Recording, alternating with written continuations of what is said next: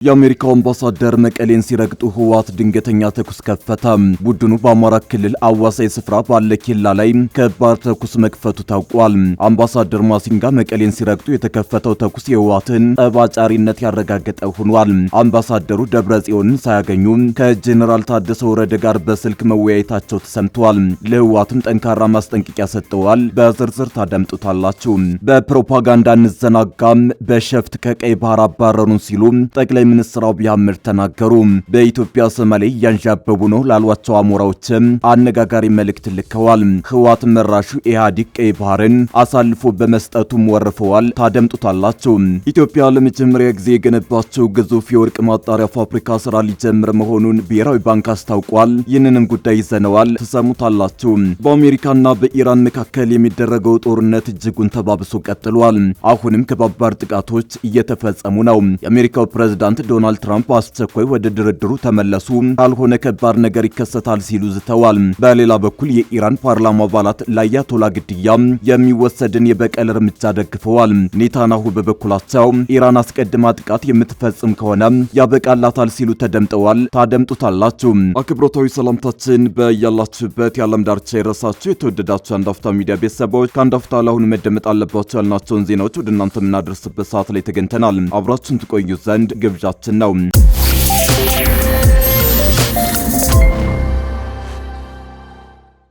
በፕሮፓጋንዳ እንዘናጋም በሸፍት ከቀይ ባህር አባረሩን ሲሉ ጠቅላይ ሚኒስትር አብይ አህመድ ተናገሩ። በኢትዮጵያ ሰማይ ላይ ያንዣበቡ ነው ላሏቸው አሞራዎችም አነጋጋሪ መልእክት ልከዋል። ህወሓት መራሹ ኢህአዴግ ቀይ ባህርን አሳልፎ በመስጠቱም ወርፈዋል። ጠቅላይ ሚኒስትር አብይ አህመድ ዛሬ በተጀመረው ምክክር ጉባኤው ተገኝተው አነጋጋሪ መልእክት አስተላልፈዋል። በተለይም በኢትዮጵያ ላይ አንዣበዋል ላሏቸው አሞራዎች ያስተላለፉት መልእክት መነጋገሪያ ሆኗል። በኢትዮጵያ ሰማይ ላይ ለሚያንዣብቡ አሞራዎች መልእክት አለኝ። ከብቱን መርጠን የምንገዛው እኛ ነን። የቅርጫውን ባለቤት የምንወስነው እኛ ነን። የተረፈንን የምንፈልገውን ካልሆነ በቀር የትኛውም አሞራ በጉልበት ከየትኛውም የቅርጫ መደብ ላይ አንዲት ኪሎ ስጋ መውሰድ እንደማይችል ላረጋግጥላችሁ እፈልጋለሁ። ስንፈልግ ለማጋት ዝግጁ ነን። ከፍቃዳችን ውጭ ግን ለሺህ ዓመታት የኖረች ኢትዮጵያን አሁን ባለው ፕሮፓጋንዳ ትዘናጋለች፣ ጥቅሟን አሳልፋ ትሰጣለች ብሎ ማሰብ ከንቱ ምኞት ነው በማለት ተናግረዋል። አክለውም ዘመናት የሚያስታውሰው ታሪክ የሚጻፍበት ቀን መሆኑን በማውሳት ይህንን እድል ደጋግሞ እንደማይገኝ የማይገነዘቡ ታሪክ ብዕርና ብራና ቢያቀብላቸውም ከሚገነባ የሚያፈርስ፣ ከሚያበለጽግ ይልቅ የሚያድሃይ፣ ከሚያሰፋ ይልቅ የሚያጠብ ጽፈው ያልፋሉ ብለዋል። ታሪክ ዛሬ በእኛ እንዳይደገም ከፍተኛ ኃላፊነት ተሰምቶን በታላቅ አክብሮት ሊያከናውኑት የሚገባ መሆኑን ጠቅሰው እኛና ከዚህ በፊት የነበሩት ሊያሳኳቸው ሲገባ ያልቻሏቸውን ጉዳዮች ልጆቻችን እንዳያጡ በኃላፊነት መጻፍ አለብን ብለዋል። ጠቅላይ ሚኒስትሩ አክለውም እድል ሲገኝ በኃላፊነት ስሜት መጠቀም ደጋግሞ ይመጣል ያሉ ሲሆን ባለፉት ጥቂት ዓመታት የተገኘውን እድል በመጠቀም የሀገሪቱን ፖለቲካዊና ወታደራዊ ሪፎርም መስራት ተችሏል ሲሉ ተደምጠዋል።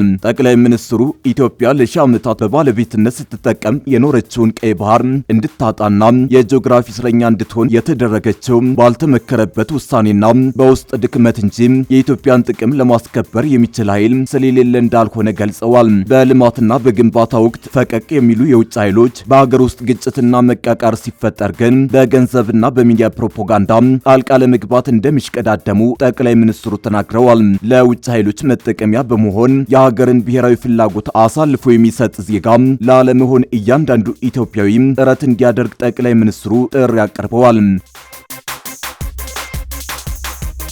የአሜሪካው አምባሳደር መቀሌን ሲረግጡ ህወሓት ድንገተኛ ተኩስ ከፈተ።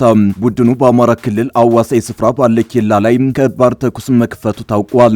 አምባሳደር ማሲንጋ መቀሌን ሲረግጡ የተከፈተው ተኩስ የህወሓትን ጸባጫሪነት ያረጋገጠ ሆኗል። አምባሳደሩ ደብረጽዮንን ሳያገኙ ከጄኔራል ታደሰ ወረደ ጋር በስልክ መወያየታቸው ተሰምቷል። ለህወሓትም ጠንካራ ማስጠንቀቂያ ሰጥተዋል። በተደጋጋሚ የመቀሌ ጉዟቸውን የሰረዙት የአሜሪካው አምባሳደር ኤርቪን ማሲንጋ መቀሌ ገብተዋል። አምባሳደሩ መቀሌ መግባታቸው በተሰማበት ተመሳሳይ ሰዓት ህወሓት በራያ ጥሙጋ ተኩስ ከፍቷል። የህወሓት ኃይሎች በራያ ጥሙጋ የፋኖ ኃይሎች ላይ ድንገተኛ የተባለ ተኩስ መክፈታቸውን የአካባቢው ምንጮች ገልጸዋል። በሁለቱ ኃይሎች መሃል የተኩስ ልውውጥ እንዲከፈት ምክንያት የሆነው ህወሓት የፋኖ ታጣቂዎች የተቆጣጠሩትን ኬላ ለማስለቀቅ በመሞከሩ እንደሆነም ተነግሯል። ሁለቱም የጽምዶ ኃይሎች ከአንድ ሰዓት በላይ የቆየ የተኩስ ልውውጥ ማድረጋቸውንና በሁለቱም ወገን ከፍተኛ የሆነ ሰብአዊና ቁሳዊ ኪሳራ መድረሱን ከአካባቢው ነዋሪዎች ማረጋገጥ ተችሏል። ህወሓትና ፋኖ አብረው እየሰሩ እንዳለ በሚነገርበት በዚህን ወቅት በሁለቱ ኃይሎች መካከል እንዲህ ያለ ግጭት መፈጠሩ ጽምዶ የተባለው ጥምረት መሰረቱ በአሸዋ ላይ የተመሰረተ ስለመሆኑ የሚያሳይ ነው ተብሎለታል። ይህ ድንገተኛ የተኩስ ልውውጥ የተከሰተው ደግሞ አምባሳደር ማሲንጋ መቀሌ መግባታቸው በተሰማበት ዕለት ነው።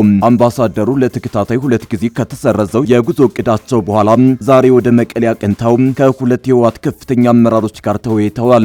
ማሲንጋ የተወያዩት ከህወሓት ምክትል ሊቀመንበር አማኑኤል አሰፋና አምባሳደር አዲስ ዓለም ባሌማ ጋር ነው። አሜሪካው አምባሳደር ከሁለቱ የህወሓት አመራሮች ጋር ውይይት ካደረጉ በኋላ ለክልሉ ሚዲያዎች በሰጡት ማብራሪያ ቡድኑ ወደ ፕሪቶሪያ ስምምነት እንዲመለስ ገልጸዋል።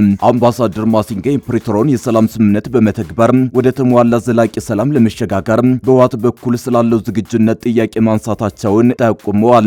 ህወሓትን ወክለው ከአምባሳደሩ ጋር የተወያዩት አማኑኤል በበኩላቸው ከአምባሳደሩ ጥያቄ ላይ ቡድናቸው ያለውን አቋም ማሳወቃቸውን ገልጸዋል። አማኑኤል በእኛ በኩል ዛሬም ሆነ ነገ ችግሮችን በሰላማዊ ውይይት ለመፍታት ዝግጁ ነን፣ ለዚህም በተደጋጋሚ ጥሪ ስናደርግና ስንሰራ ቆይተናል ብለዋል። አምባሳደሩ ከፕሪቶሪያው ስምምነት አፈጻጸም በሚጣረስ ሁኔታ ስልጣን የተቆጣጠሩትን ደብረጽዮን ገብረ ሚካኤልን ስለማግኘታቸው እስካሁን አልተረጋገጠም። በተመሳሳይ በመፈንቅለ አስተዳደር ከስልጣናቸው ተነስተው መቀሌ ውስጥ የቁም እስረኛ ሆነዋል የሚባልላቸውን ሌተናል ጄኔራል ታደሰ ወረደንም ስለማግኘታቸው የተባለ ነገር የለም። አምባሳደሩ ከ2 ሳምንት ገደማ በፊት ወደ መቀሌ ለማቅናት እቅድ ይዘው ደብረጽዮንና ጄኔራል ታደሰን ከማግኘት ጋር በተያያዘ አለመግባባት ጉዞ መሰረዛቸው ይታወሳል። አምባሳደሩ ሀገራቸው አሜሪካ ውድቅ ያደረገችውን የህወሓትን ስልጣን መቆጣጠር ተከትሎ ደብረጽዮንን እንደ ትግራይ ክልል ፕሬዝዳንት ለማነጋገር አልፈቀዱም ነበር። በአንጻሩ በኃይል ከስልጣናቸው የወረዱትን ጄኔራል ታደሰ ወረደን እንደ ጊዜው አስተዳደር ፕሬዝዳንትነት ለማነጋገር እቅድ ነበራቸው። በጉዳዩ ላይ በአሜሪካ ኤምባሲና በህወሓት መካከል መግባባት ላይ መደረስ አለመቻሉን ተከትሎ አምባሳደሩ የጉዞ እቅዳቸውን እንደገና ከልሰው ወደ መቀሌ ለማቅናት ተገደዋል።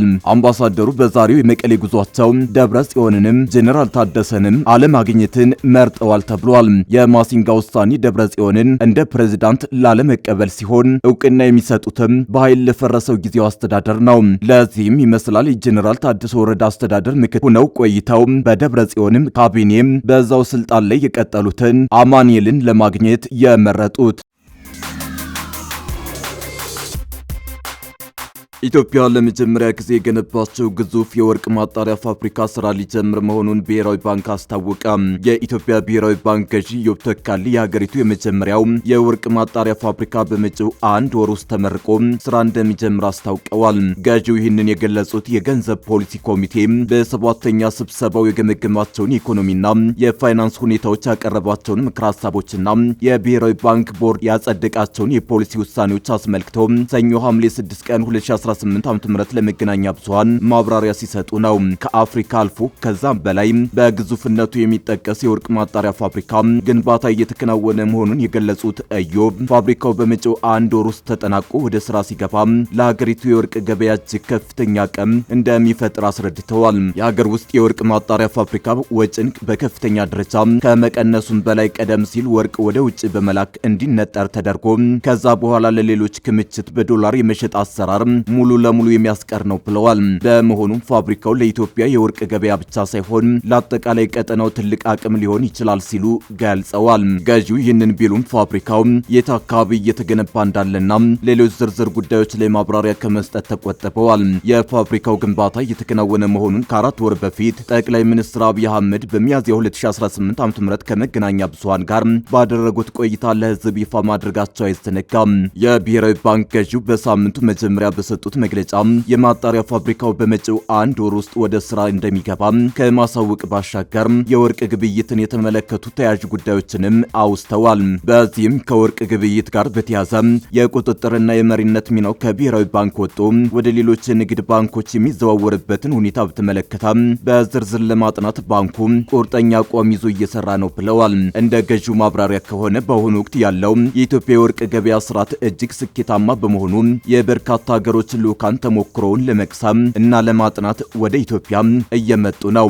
ይሁን እንጂ ከዚህ የተሻለና ይበልጥ ውጤታማ አሰራር የሚገኝ ከሆነ አሰራሩን ለመቀየር ጥናቶች እየተካሄዱ ቢሆንም በአሁኑ ወቅት ጥናቱ አለመጠናቀቁን ጠቁመዋል። በተያያዥም ወርቅ ሻጮች ከሁሉም የንግድ ባንኮች ጋር በጋራ እንዲሰሩ ብሔራዊ ባንክ ከፍተኛ ግፊት እያደረገ መሆኑን ኢዮብ አስታውቀዋል። እስካሁን ባለው ሂደት ግን አብዛኞቹ ሻጮች ከኢትዮጵያ ንግድ ባንክ ጋር ብቻ የመቆየት አዝማሚያ እያሳዩ በመሆናቸው ሂደቱ ሙሉ በሙሉ ባይሳካም በቀጣይ ግን ይህንን ጥረት ይበልጥ አጠናክረው እንደሚቀጥሉበት ገልጸዋል። በተጨማሪም ኢዮብ የገንዘብ ኮሚቴው 7ኛ ስብሰባና የቦርዱን ውሳኔ አስመልክቶ ባቀረቡት ሪፖርት የባንኩ የተጣራ የውጭ ሀገር ሀብትና የወርቅ ኤክስፖርት ማድረግ ለመሰረታዊ ገንዘብ እድገት በዋና ምንጭነት ጠቅሰዋል። የገንዘብ እድገት አዝማሚያን አስመልክቶ በሰጡት ማብራሪያ የመሰረታዊ ገንዘብ እድገት በከፍተኛ ደረጃ ላይ ቢቆይም በቅርብ ጊዜያት የመቀነስ አዝማሚያና የመረጋጋት ምልክት እያሳየ መጥቷል ብለዋል።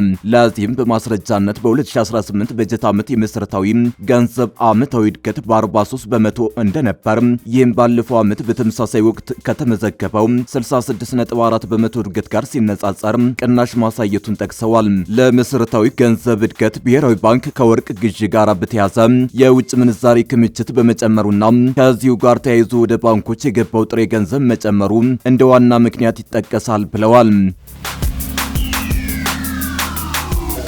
በኢራንና በአሜሪካ መካከል የሚደረገው ጦርነት እጅጉን ተባብሶ ቀጥሏል።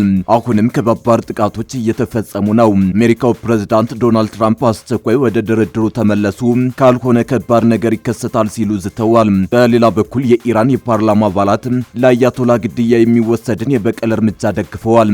ኔታንያሁ በበኩላቸው ኢራን አስቀድማ ጥቃት የምትፈጽም ከሆነ ያበቃላታል ሲሉ ተደምጠዋል። ፕሬዝዳንቱ ኢራን ወደ ውይይት ካልተመለሰች ኃይል ማመንጫዎቿና ድልድዮቿ ላይ በቀጣይ ሳምንት ጥቃት እንደሚሰነዘር አመላክተዋል። ትራምፕ ይህንን ያሉት ከፎክስ ኒውስ ጋር ባደረጉት ቃለ ምልልስ ሲሆን በሆርሙዝ ወሽመጥ የሚያልፉ መርከቦች 20% ክፍያ እንዲፈጽሙ ያቀረቡትን ሐሳብም ሰርዘዋል። ይሁን እንጂ ትራምፕ በኢራን ወደቦች ላይ የጣሉት እገዳ ግን ባለበት እንደሚቀጥል አሳውቀዋል። በቀጣይ ሳምንት ነገሮች የከፉ ይሆኑባቸዋል። ወደ ድርድር ጠረጴዛው የማይመለሱ ከሆነ የኃይል ማመንጫዎቻቸውን እናፈርሳለን፣ ድልድዮቻቸውን እናፈርሳለን ብለዋል ፕሬዝዳንቱ። የተባበሩት መንግስታት የሰብአዊ መብቶች ከፍተኛ ባለስልጣን ቮልከር ቱርክ ይህንን የትራምፕን ዛቻ ኮንነዋል። ትራምፕ በኢራን የሲቪሎች መሰረተ ልማት ላይ ጥቃት ለማድረስ መዛታቸው በዓለም አቀፍ ሕግ የተከለከለ መሆኑን ገልጸዋል። ሆን ብሎ ንጹሃን ዜጎች ላይና መሰረተ ልማት ላይ ጥቃት መፈጸም የጦር ወንጀል ነው በማለትም አክለዋል። በሌላ በኩል የኢራን ፓርላማ አባላት ለአያቶላ ግድያ የሚወሰድን የበቀል እርምጃ ደግፈዋል። ከ180 በላይ የኢራን ፓርላማ አባላት ሀገራቸው በአሜሪካና በእስራኤል ጥቃት የተገደሉትን ጠቅላይ መሪ ደም ለመበቀል በምታደርገው ሁሉ በአንድነት እንደሚቆሙ ቃል ገብተዋል። አባላቱ በጻፉት ደብዳቤ የሀገሪቱ ታላላቅ የሃይማኖትና የመንግስት አካላት የሀገሪቱን መሪ የገደሉትን መበቀላቸውን አስገዳጅ ነው የሚል ውሳኔ አስተላልፈዋል። ለሚወሰደው ተግባራዊ እርምጃ ሙሉ ድጋፋቸውን እንደሚሰጡም አሳውቀዋል። አሜሪካና እስራኤል ባለፈው የካቲት ወር መጨረሻ ለወራት የዘለቀውን ጦርነት በኢራን ላይ በከፈቱበት የመጀመሪያ ዕለትና ከዚያ በኋላ ጠቅላይ መሪው አያቶላ አሊ ኻሜኒና ሌሎች በርካታ የፖለቲካ እንዲሁም ወታደራዊ መሪዎች ተገድለዋል። ጠቅላይ መሪው ከተገደሉ ከ4 ወራት በኋላ ስንብትና ቀብር ባለፈው ሳምንት ለቀናት በዘለቀ ከፍተኛ ስነ ስርዓት ተካሂዷል። የኢራን ባለስልጣናት በሚሊዮኖች የሚቆጠሩ ሰዎች ታድመውበታል ባሉት የስንብት ስነ ስርዓት ላይ የተገኙ ኢራናውያን ለተፈጸመው ግድያ መንግስታቸው የበቀል እርምጃ እንዲወስድ ጠይቀዋል። ለዚህም በዚህም ዋነኛው ኢላማ ናቸው ያሏቸውን የአሜሪካ ፕሬዝዳንት ስምና ምስል ይዘው ነበር። በተያዘም ኢራን ፕሬዝዳንት ትራምፕን ለመግደል አዲስ እቅድ ስለማውጣቷ እስራኤል አገኙት ያለችውን መረጃ ለአሜሪካ መስጠቷን ዎል ስትሪት ጆርናል ጋዜጣ ባለፈው ሳምንት ዘግቧል። ይህ በእንዲህ እንዳለ እስራኤል ለማንኛውም የኢራን ጥቃት የምትሰጠው ምላሽ እጅግ ኃይለኛ ይሆናል ሲሉ ኔታንያሁ አስጠንቅቀዋል። የእስራኤል ጠቅላይ ሚኒስትር ቤንያሚን ኔታንያሁ ኢራን አስቀድማ ጥቃት የምትፈጽም ከሆነ ሀገራቸው የምትሰጠው ያጸፋ ምላሽ ከዚህ ቀደም ከነበረው በበለጠ እጅግ ኃይለኛ እንደሚሆን አስጠንቅቀዋል። ለኢራን መሪዎች ይህንን እናገራለሁ፣ የምታጠቁን ከሆነ አሁን ነገሮች ዝም ማለታቸው ላይ እንዳትተማመኑ ሲሉ ማህበራዊ ሚዲያ ገጻቸው ላይ በለጠፉት ቪዲዮ ተናግረዋል።